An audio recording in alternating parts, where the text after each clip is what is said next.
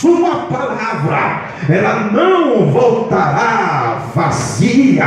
Portanto, se você já recebe ela, aguça os teus ouvidos e receba de bom grado a palavra que vai descer como chuva seródia sobre essa igreja aqui esta noite. Então Jesus começa narrando esta parábola, e ele começa usando a primeira frase. Ele começa dizendo a nós outros que o reino dos céus é semelhante a esta parábola das 10 virgens. Quando Jesus fala sobre o reino dos céus, ele não está falando semelhante ao reino exterior, ao reino formado de reis, magistrados e leis. Quando Jesus fala sobre o reino dos céus, ele está falando de um reino invisível, de um reino que não dá para ver a olho nu. Falando sobre esse reino, ele disse a Pilatos: o meu reino não é deste mundo. No Evangelho de Lucas, capítulo 17,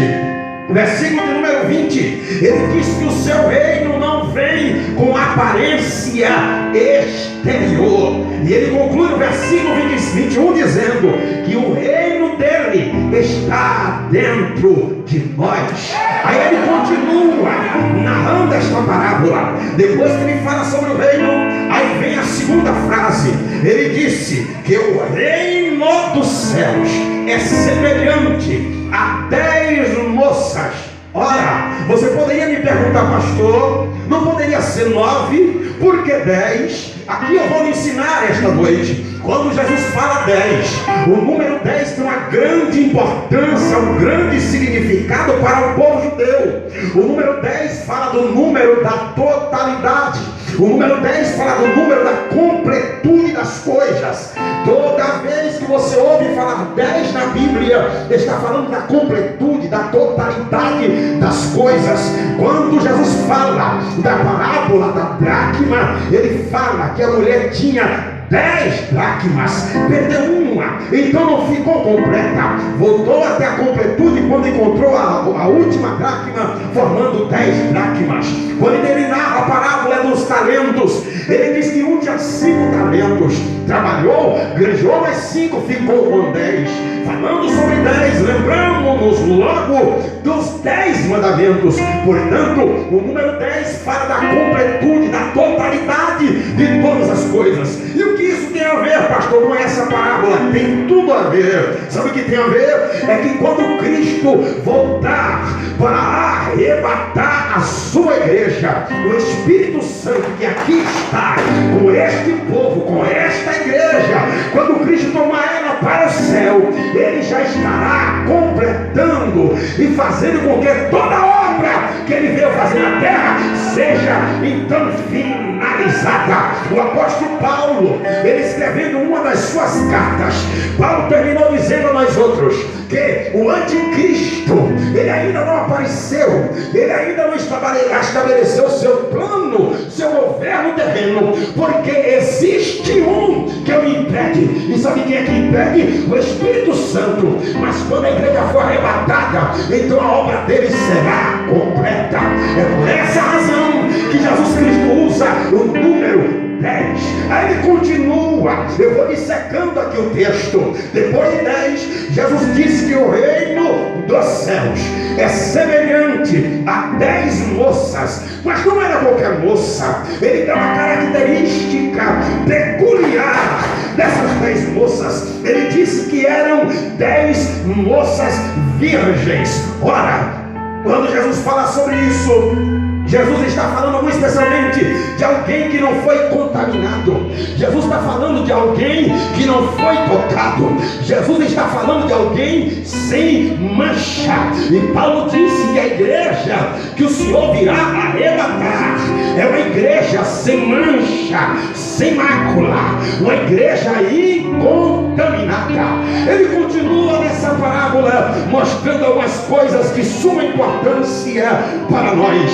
Entretanto, a parte mais importante dessa parábola que eu quero trazer-lhes aqui esta noite é que o Senhor mostra para nós uma grande semelhança dentro desta parábola, nessas personagens principais que eram estas moças. Entretanto, antes de falar-lhes desta semelhança dessas moças, eu preciso, além delas, personagens que Jesus Cristo cita nesta parábola. Dentro desta parábola, além da semelhança dessas moças virgens, Jesus também mostra a nós aqui essa noite outro personagem, que é o personagem principal desta parábola, que é o noivo, o esposo. E quando se fala de esposo, não preciso apertar muito a mente dos irmãos. Ora, quando fala de esposo, nós estamos falando logo do Cristo, o amado dessa igreja.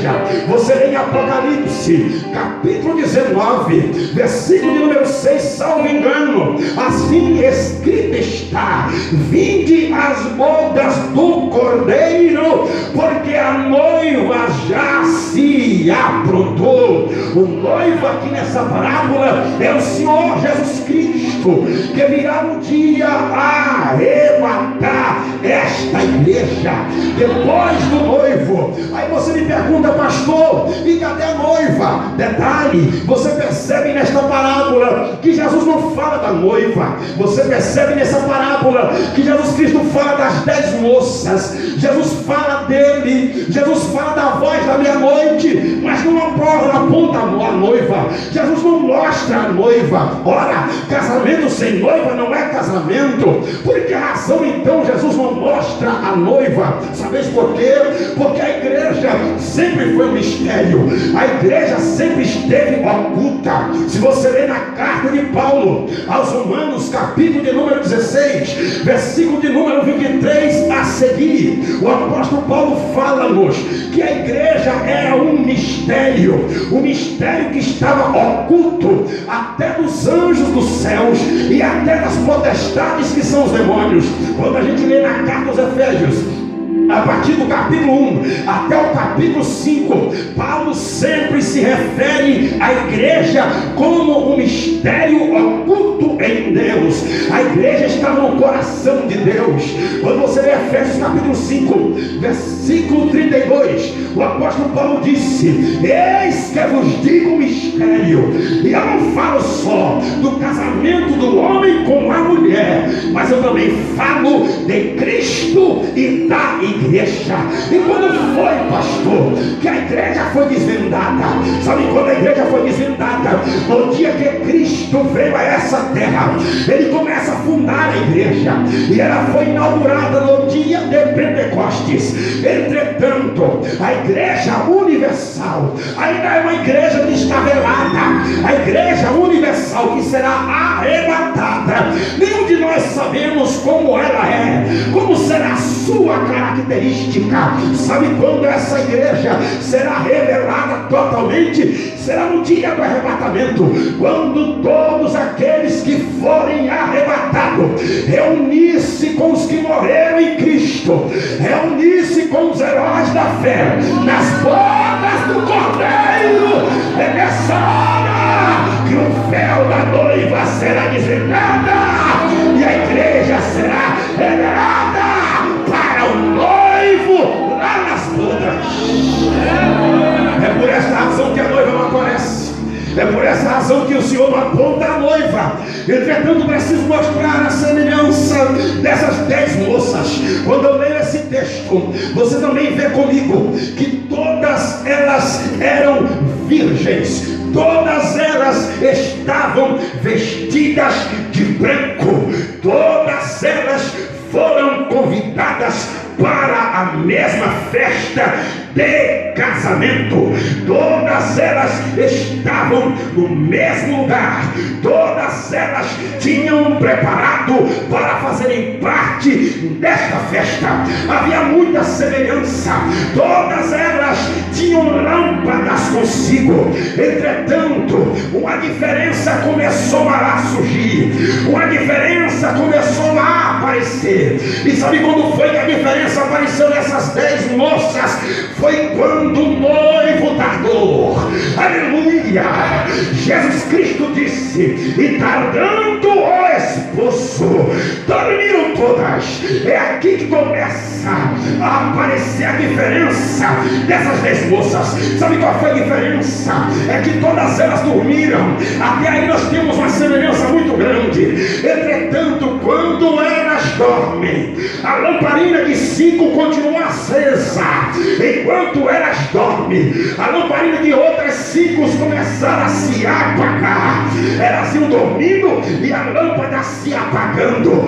Deixa eu dizer uma coisa, eu vim debaixo da graça de Deus aqui essa noite. Tem crente que é só crente, pastor Adalto, para um tempo, mas ele não é só, ele não consegue ser crente por toda a vida. Tem crente que é só crente durante um período, mas não consegue manter a mesma crença até Jesus voltar. Durante o tempo que vai passando, ele começa a olhar no cronômetro, no relógio da sua vida, e ele termina concluindo dizendo: Jesus não vem agora, Jesus vai demorar, eu vou ficar mais à vontade, eu vou dar uma escapadela. Jesus Cristo disse no Evangelho de Lucas, capítulo 12, versículo 42, que porventura, quando o Senhor fizer uma viagem, aquele que estiver trabalhando na sua vinha, aquele que trabalha como mordomo, se ele achar que o seu Senhor vai demorar, Jesus disse que ele vai começar a trabalhar relaxadamente, entendendo que o seu Senhor não vem. E é isso que está acontecendo. Tem muita gente olhando para o relógio, tem muita gente olhando para o tempo e dizendo: olha, vai demorar, não é agora que ele vem. E tem muita gente à vontade. Enquanto está à vontade, a lamparina está apagando. Enquanto está à vontade, o azeite está se esvaindo. Crente é igual posto de combustível. Você vai abastecendo o carro, mas vai chegar um dia que você vai ter que se abastecer, senão não vai ter óleo para abastecer os outros. Você vai precisar se encher do óleo. Olha para essa palavra e glorifica o nome de Deus. Pergunta para quem está do seu lado: você é crente para toda a vida? Tem óleo ainda aí? Ainda tem óleo? Ainda tem óleo? Olha! Tem crente que é igual carro de Fórmula 1, começa com tudo, é aquele crente fogo de palha, mas não tem óleo para chegar no grid de largada. Você tem óleo para sair do grid de largada, mas não tem óleo para chegar no final da corrida. E sabe o que acontece? Termina parando no meio da pista, não para no pit stop para reabastecer. Mas nessa noite tem uma cachoeira de óleo descendo aqui. Se reabasteça!